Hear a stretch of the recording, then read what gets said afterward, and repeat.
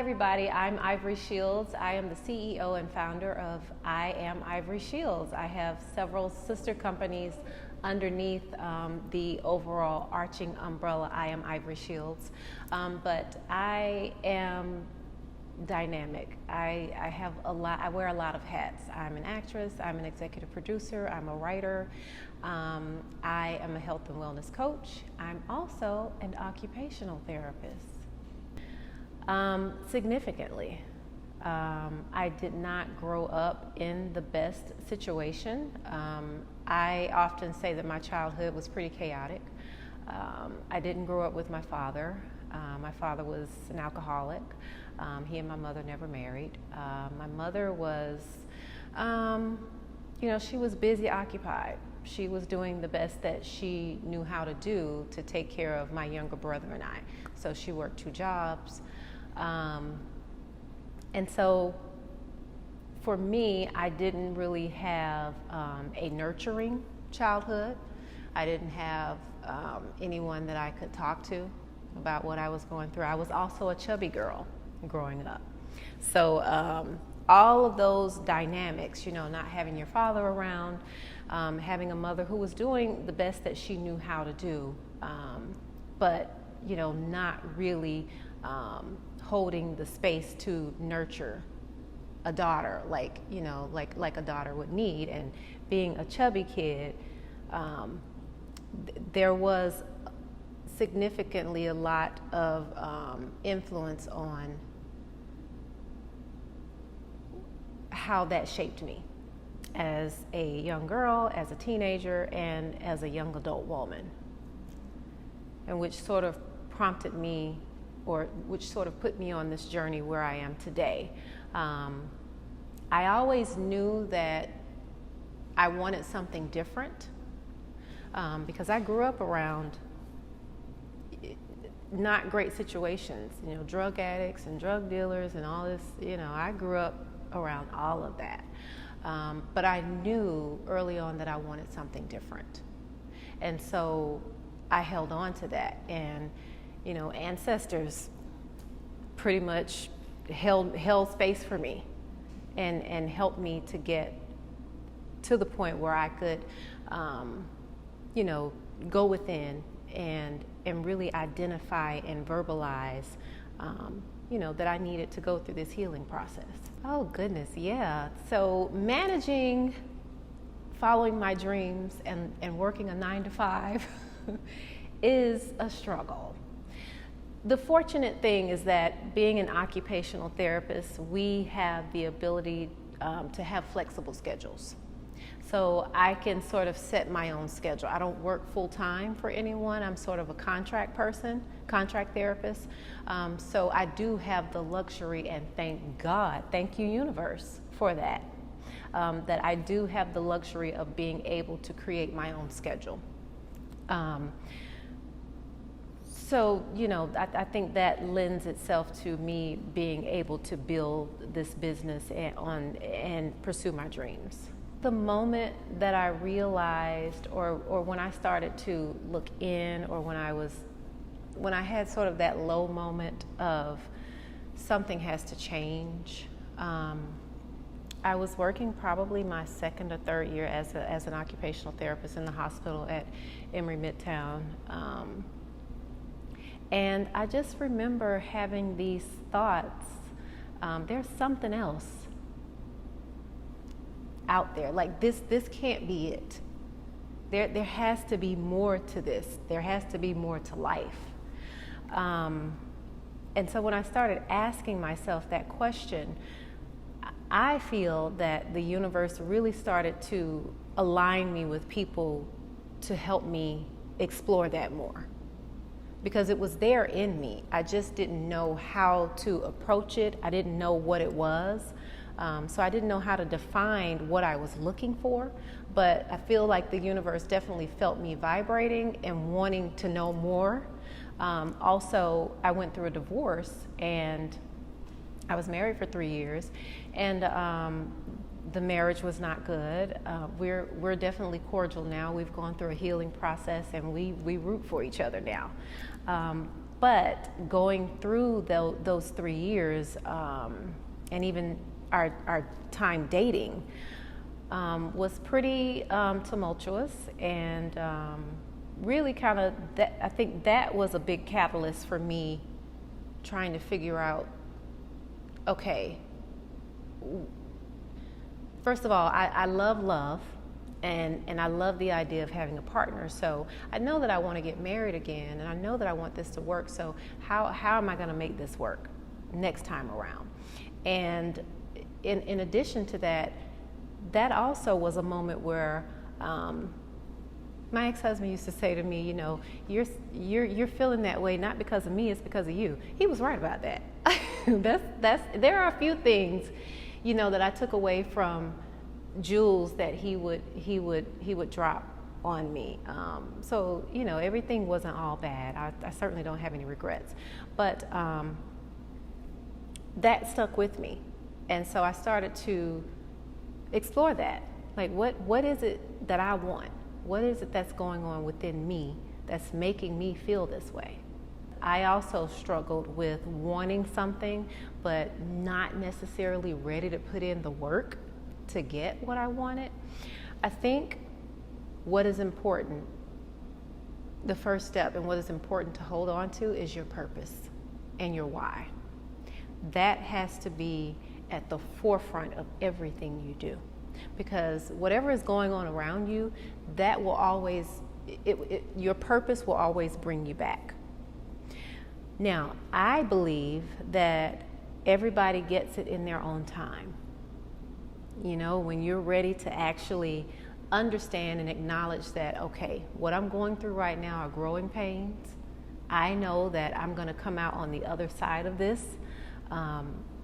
I'm laying a foundation right now, and I'm uncomfortable, and I'm tired, and I'm stressed, and I'm overwhelmed, but I know that I'm laying the foundation, and I know that everything that is happening right now in this moment is happening for me.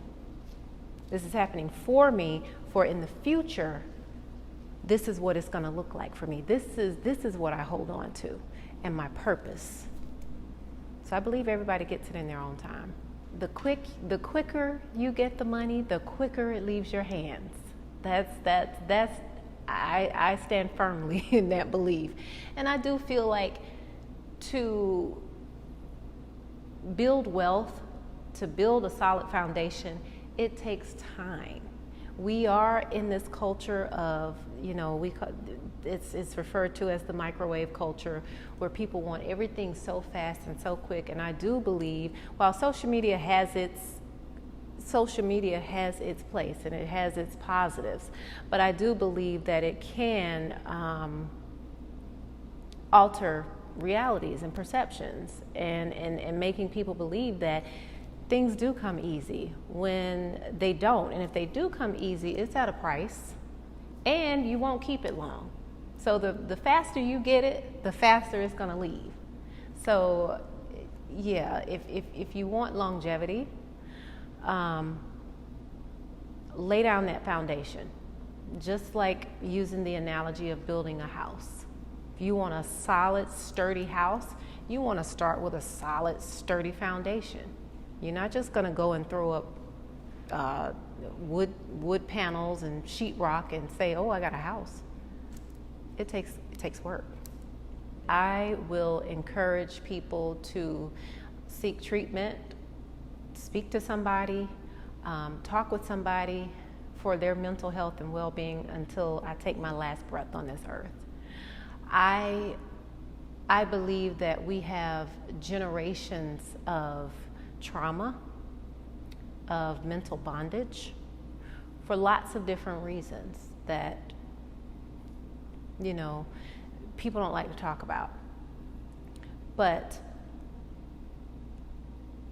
if we do not talk about these issues, we will continue to go on a downward spiral.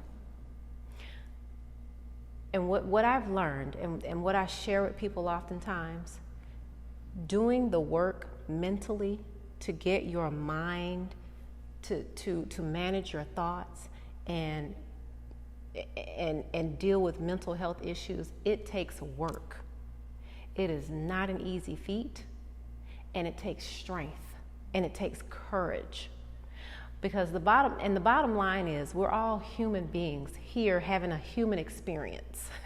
So we're supposed to be here to feel sad, and to feel depressed, and to feel anxious, and to feel happy, and to feel excited. We're here to experience all of those emotions and all of those feelings. Now, if we have troubles processing some of those feelings, that's normal. It's normal.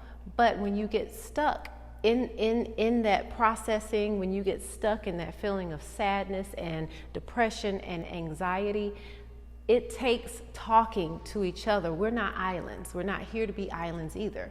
We're here to connect with one another. And that is when we should be connecting with each other, when we are feeling that, when we are having those natural human experiences. We should be connecting with other people, because we should be talking it out. We should be communicating. Right now, we're in a world where communication, just natural human, authentic human communication is rare. You know, it's not promoted. And I think it is contributing to a lot of mental health issues. But to the point, addressing mental health and taking care of your mental health is strength. You are not a victim when you address your mental health, and you are not weak when you address mental health. You are strong. You are a warrior. And your story is always for somebody else. Always. The biggest advice I would give to someone who wants to pursue their passion, number one, first and foremost, know who you are. Self-awareness is everything. Otherwise, you're chasing a passion that you're lukewarm about. You may be, I don't know, I think I like it. Well, somebody else told me I'm good at it. Know yourself. Know what you're good at. Know what you want. Know what makes you tick. Know your purpose. Know your why. And how do you find your why? Well, one thing I will preach, I will encourage meditation until the day I take my last breath on this earth. Meditation is powerful. If you want answers to something, meditate. Meditation will reveal your purpose to you. And the other piece of it is that know and understand that you will have trials. You will have periods or stretches where things seem stifled. Things don't seem like they're going like they should. Things don't seem to be unfolding the way they should. Know that that is a part of the process. Like young Jeezy always says, trust your process. That's what he means. Know and understand that if you are operating in your purpose fully, you know your purpose, you know your why.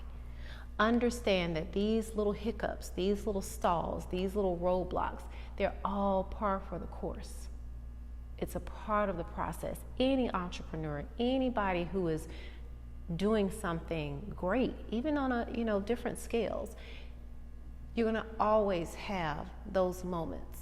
It's a part of the process. How I get past family members and loved ones projecting their fears onto me is understanding and having a sense of compassion for people. Knowing that you have to meet people where they are. And again, always remembering your purpose and your why. No matter what anybody else around you says or thinks, you stand firmly in your truth, in your purpose, and in your why. That, I feel like, allows you, and you have some compassion for yourself too. Because when you have compassion for yourself, you're able to have compassion for other people. And when you see people projecting their fears onto you, you're able to recognize that and see it for what it is. You're able to decipher and discern that, okay, this is not about me, this is about them. So I say go back a step, do the work, do the self-awareness work, Become compassionate for who you are. When you start to do the self-awareness work and the self-discovery work, and you really know who you are, all of the good stuff, all of the bad stuff, when you identify and you pull out those layers and you discover who you truly are, even the bad stuff, you gotta start on this self-compassion kick. Now you've got to adopt some self-compassion. And having self-compassion and self-love allows you to have compassion for other people and meet them where they are. It doesn't mean you have to take on their energy. Whether it's your mother, your father, no. We all have choices. We choose what we want to pay attention to. We can choose to pay attention to that energy that's not serving us, or we can choose to pay attention to energy that does serve us. And I truly believe that when you have family members who don't support you, the universe will align you with people who will fill that space for you, who will fill that void for you and root for you and be your biggest cheerleaders. That will happen for you. Hi everybody, I am Ivory Shields and I am young and great.